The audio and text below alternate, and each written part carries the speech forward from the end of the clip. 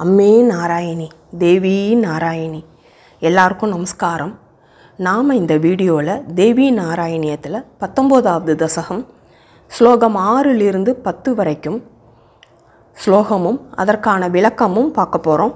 இப்போது 6வது ஸ்லோகம். யதி ஸ்வதந்த்ரோஸ்மி மமைவ மார்த்திர் ந ஸ்யாத் பயம் கர்ம கலாபபத்தாஹ சதாபி மாயா வசகாஸ்ததோத்ர மாயாதீனாத்தாம் சரணம் பிரஜாமஹா. இப்போது இந்த 6வது ஸ்லோகத்துக்கான அர்த்தம் பாருங்கோ. எதி ஸ்வதந்திரஹா அஸ்மி, நான் சுதந்திரமாக இருந்திருந்தா எனக்கு இந்த துக்கமே வந்திருக்காதுங்கிறார் மகாவிஷ்ணு. நாம் எல்லாமே கர்மத்துக்கு கட்டுப்பட்டவாதான், மாயைக்கு கட்டுப்பட்டவாதான் அப்படின்னு சொல்கிறார். கர்ம பந்தம் இல்லாமல் இருப்பவள் தேவி மட்டும்தான். அதனால் நம்ம எல்லாருமே இந்த மாயைக்கு அப்பாற்பட்ட நாயகியை மாயாதி நாதாம் அப்படிங்கிறார். மாயைக்கே ஒரு தலைவி இருக்கா அப்படின்னு சொன்னால் அவள் தேவி மட்டும்தான், நாராயணி மட்டும்தான். அவளைத்தான் நாடணும். பூமியினுடைய துக்கத்தை அகற்ற வல்லவள் சர்வேஸ்வரியான அம்பிகை மட்டுமே. மகாவிஷ்ணு தன்னையே சொல்லிக்கிறார், நானே சுதந்திரமானவன் அல்ல, மாயைக்கு கட்டுப்பட்டவன் தான். அப்போ நாம் எல்லாருமே ஒன்று புரிஞ்சுக்கணும். என்னடா பாகவதத்தில் மகாவிஷ்ணுவை போற்றி போற்றி சொல்கிறா, தேவி நாராயணியத்தில் அம்பாளை போற்றி போற்றி சொல்கிறா.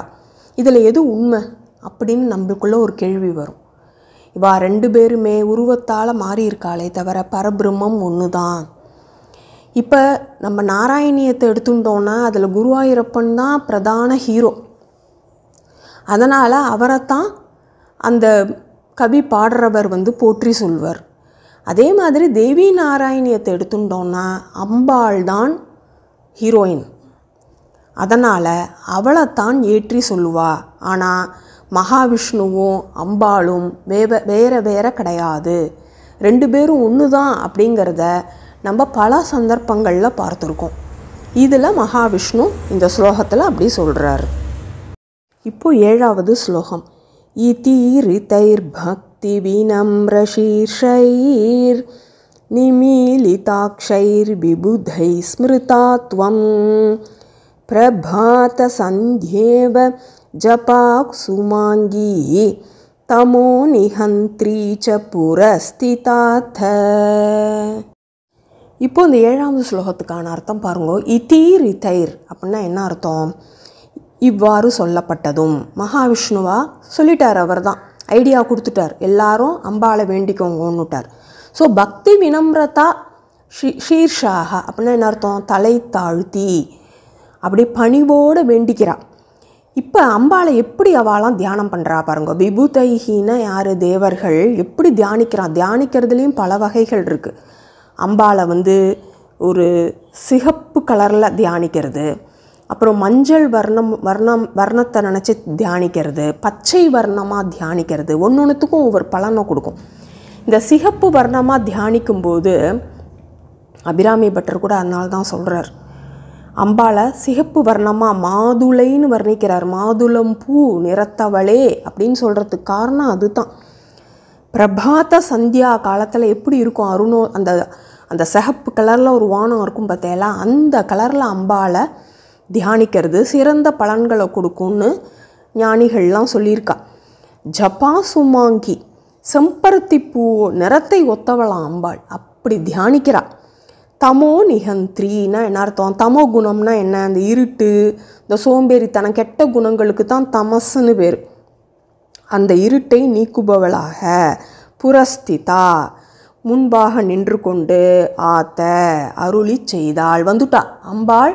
இவா எல்லாரும் வேண்டின்ற உடனே அம்பாள் உடனே பிரத்யக்ஷம் ஆயிட்டா. இதுதான் இந்த ஸ்லோகத்துக்கான அர்த்தம். இப்போ 8வது ஸ்லோகம்.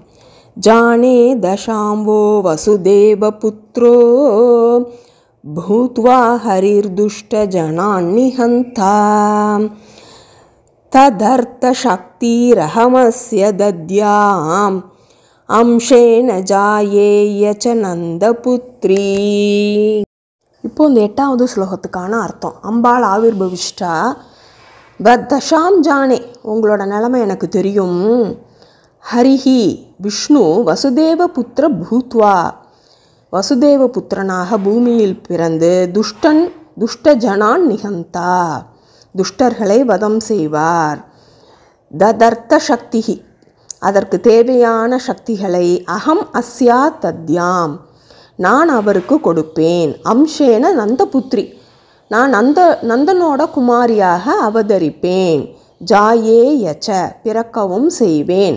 அதனால் நீங்களாம் கவலைப்படாதீங்கோ, பூமி பாரத்தை குறைக்கிறதுக்கு மகாவிஷ்ணு அவதாரம் பண்ணுவார், அவருக்கு நான் தான் ஹெல்ப் பண்ணுறேங்கிறா. நீங்கள் வந்து ராமாயணத்துலலாம் கூட பார்த்துக்கலாம். அவள் வந்து போர் செய்யறதுக்கு முன்னாடி துர்க்கையை வழிபட்டதா புராணங்கள் சொல்கிறது. ஸோ ஒரு சக்தி, இந்த ஒரு சக்தி இருந்தால் தான் நம்ம எதையுமே சாதிக்க முடியும். அந்த சக்தியை கொடுக்கறது அம்பாள் தான். அதுதான் இந்த ஸ்லோகத்தோட அர்த்தம் நமக்கு சொல்கிறது.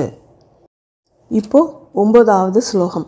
யூயம் ச சாஹாயமமுஷ்ய கர்த்தும் அம்சேன தேவா தைதா சமேதாக ஜாயேத்வமூர்வ்யாம் ஜகதோஸ்து பத்ரம் ஏவம் விநிர்திஷ்ய திரோததாத்த.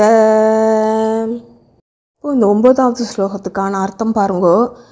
யூயம் ச தேவாக அப்படின்னா, ஹே தேவர்களே, நீங்களும் அமுஷ்ய சகாயம் கர்த்து, பகவானுக்கு ஹெல்ப் பண்ணுறதுக்காக நீங்களும் அவதரித்து தைதா சமேதா, பத்னிமாரோடு கூட அம்சேன அம்சம் கொண்டு ஊர்வியாம் ஜாயேத்துவம், பூமியில் பிறப்பீர்களாக. ஜகதக் பத்ரமஸ்து, உங்களுக்கு மங்களம் உண்டாகட்டும், உலகுக்கு நன்மை உண்டாகட்டும். ஏவம் விநிர்திஷ்ய, இவ்வாறு அருளி செய்து திரோததாத்த, தாங்கள் மறைந்தீர்கள். திரோதனமாறுதுன்னா என்ன, மறையிறது, டிஸப்பியர். ஸோ இது மாதிரி சொல்லிட்டு ஐடியா கொடுத்துட்டு அம்பாளும் மறைஞ்சுடுறா. இதுதான் இந்த 9வது ஸ்லோகத்துக்கான அர்த்தம். இப்போ 10வது ஸ்லோகம். விசித்திர துஷ்டாசுர பாவ பார நிபீடிதம் மே ஹிருதயம் மகேஷி அத்ராவதீர்யே தமபா குருத்வம் மாதா ஹி மே தே வரதே நமோஸ்து.